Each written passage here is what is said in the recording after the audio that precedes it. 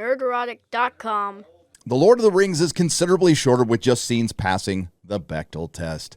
A gender disparity in a classic high fantasy story? Get out of here. Oh my God, it's another Access Media article disparaging the works of Tolkien because he was such a sexist and misogynist. Down with the patriarchy. And we'll get to it in just a moment. We do have some Rings of Power news, some not so good and some horrifying. Unless, of course, you're a big fan of Jeff Bezos, Jennifer Salk, and Amazon completely destroying Lord of the Rings and the works of J.R.R. Tolkien. But first, let's check back in on the Rings of Power trailer, which is currently sitting at a very impressive 29,147,398 views at time of recording and 1.8 million dislikes. Now, yes, there has been some going on YouTube right now, so that's probably the reason, or that could be the real dislike count. I have no idea. I have to use an extension to see the dislike count, and there has been some other problems on other videos elsewhere. So let's just say it's still at the 166 or 167,000 dislikes it was at a couple of days ago. Still getting firmly ratioed, but as Disparu reported about a week and a half ago, maybe 2 weeks at this point, comments are being deleted. We could not confirm if they were being deleted on the UK trailer, but we could confirm they were being deleted on the American trailer, and that practice has continued at time of recording. Lowest estimate, 28,000 comments are gone from the American trailer since Disparu first reported on it. Yes, things have died down quite a bit, at least until the next trailer, but it doesn't mean the news has stopped. As most of you might know, Jeff Bezos did finally acquire MGM, and a lot of people were talking about James Bond, but I think what he was going after was The Hobbit. There's also this from Variety back in February: Lord of the Rings and The Hobbit film and gaming rights up for sale.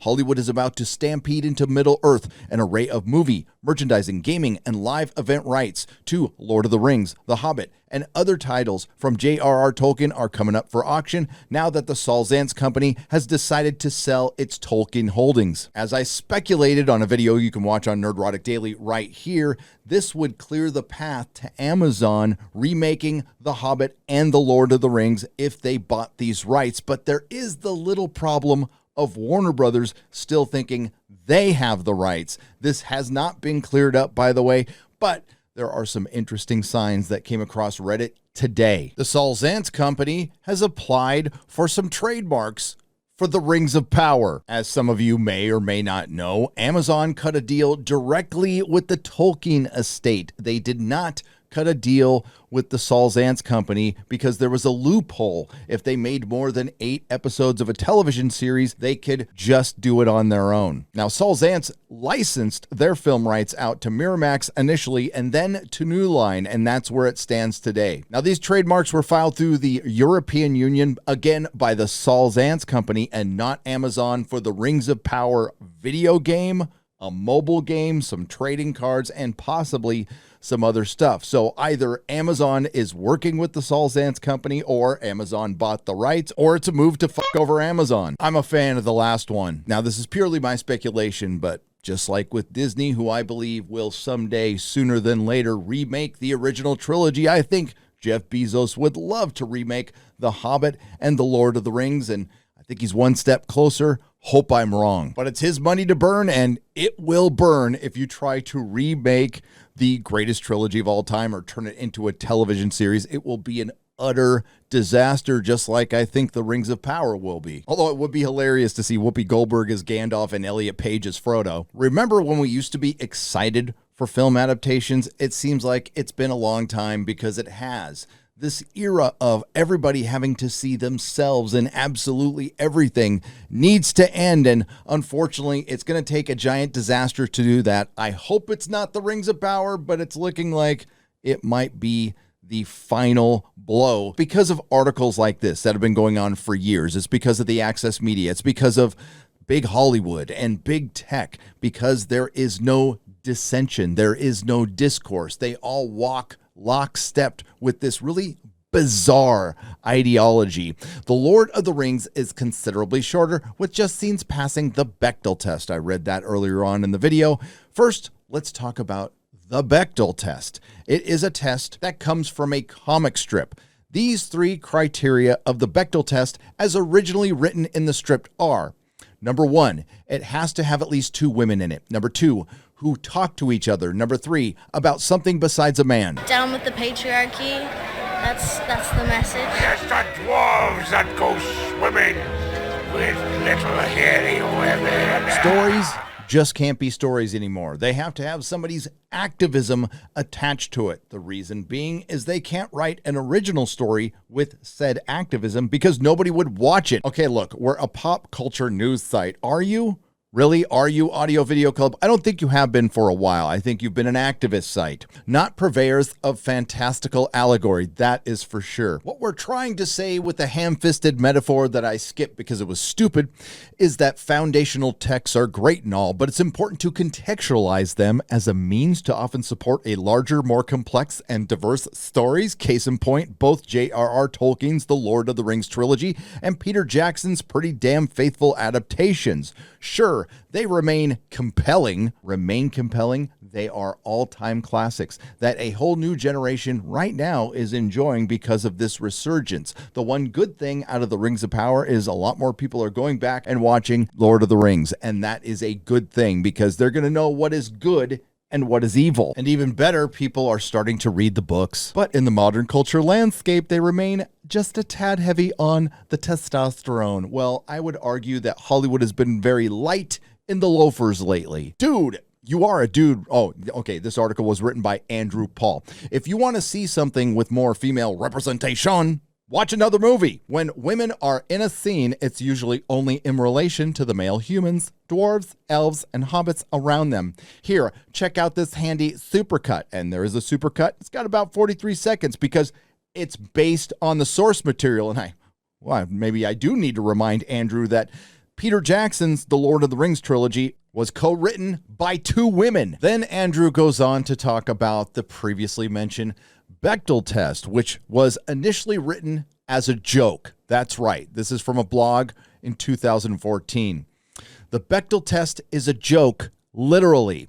A few days ago, I learned something that is likely common knowledge among people considered educated members of society. The Bechdel test is a joke, literally. This popular acid test for representation of women in fiction originated in a comic strip by Alison Bechdel in 1985, almost 3 decades ago. For some reason or another, it cottoned on and became the standard by which critics and scholars measure gender inequality in movies, books, and TV shows. The problem is, it's a lousy one. I don't really follow this scheme in my real life. What's your favorite movie?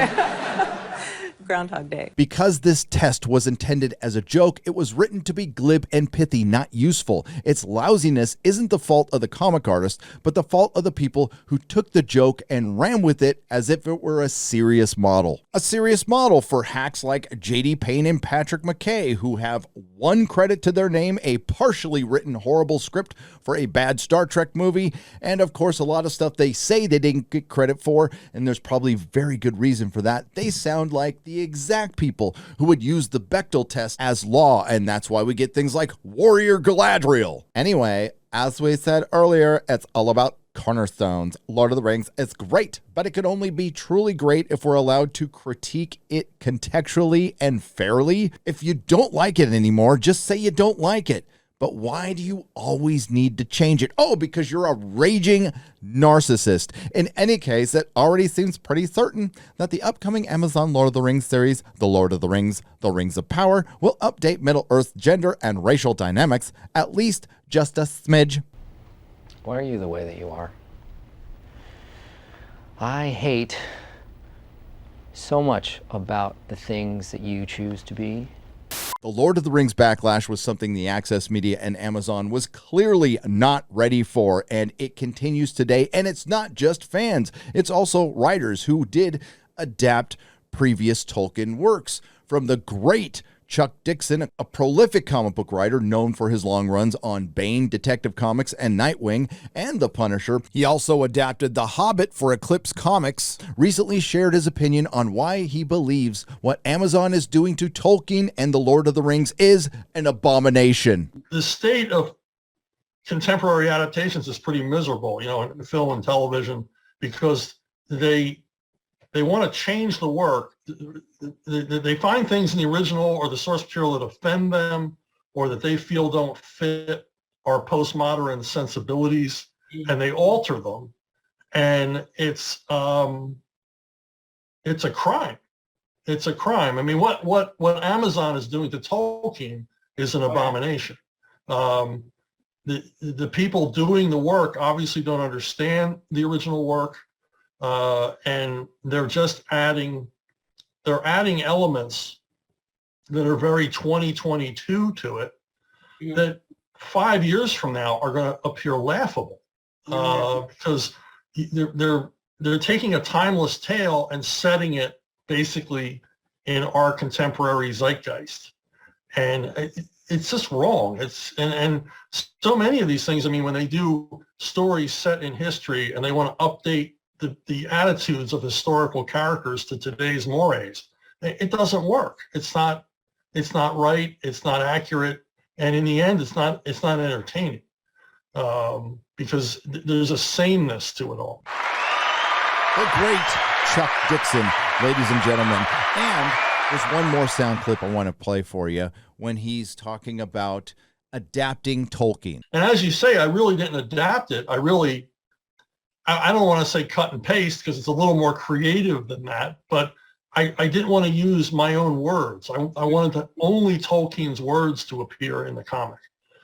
Because, I mean, the language is wonderful, and I wanted to be true to the original. Man, that sounds great, and it sounds a lot like what Peter Jackson said, and wouldn't it be great if that was coming from somebody who was working on the Rings of Power? The scuttlebutt is Amazon is panicking just a bit by the reaction, and maybe they are trying to change things. I don't know how that's even possible, considering that they've already committed to 5 seasons, and they're filming season 2 as we speak, and there could possibly be some reshoots going on, but I cannot confirm that. What I can confirm is Amazon decided to put diversity and representation on display over storytelling with their trailer. I can confirm that they fired and silenced fan favorite Tolkien scholar Tom Shippey and replaced him with an activist, Maria Rios Maldonado.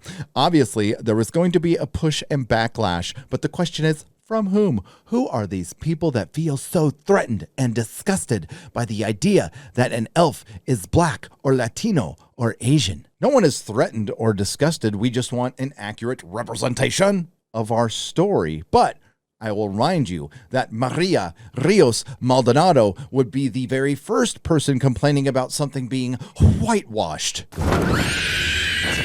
I can confirm that Amazon cast superfan influencers to genuinely react to their trailer. Then they promptly unlisted the video in English due to its massive ratio. I can confirm that the US trailer has been ratioed. The UK trailer has been ratioed. I can also confirm that over 28,000 comments have been deleted at time of recording. Keep in mind, these comments are always changing, and at one time it was as high as 82,000. And the skullduggery continues. Amazon and YouTube have removed over 600,000 dislikes. It's gone from 1.8 million to 1.2 million. Now, I don't know about you, but it's plausible that this could be a very accurate representation of how the Tolkien fans really feel. The backlash is unstoppable. Are these the actions of a company that's confident in its work? No, there are entities out there like Amazon, the shill Access Media, and disappointingly enough, fellow content creators on this platform who are blaming us for causing all of the quote-unquote trouble surrounding the Rings of Power. If we had just stayed quiet,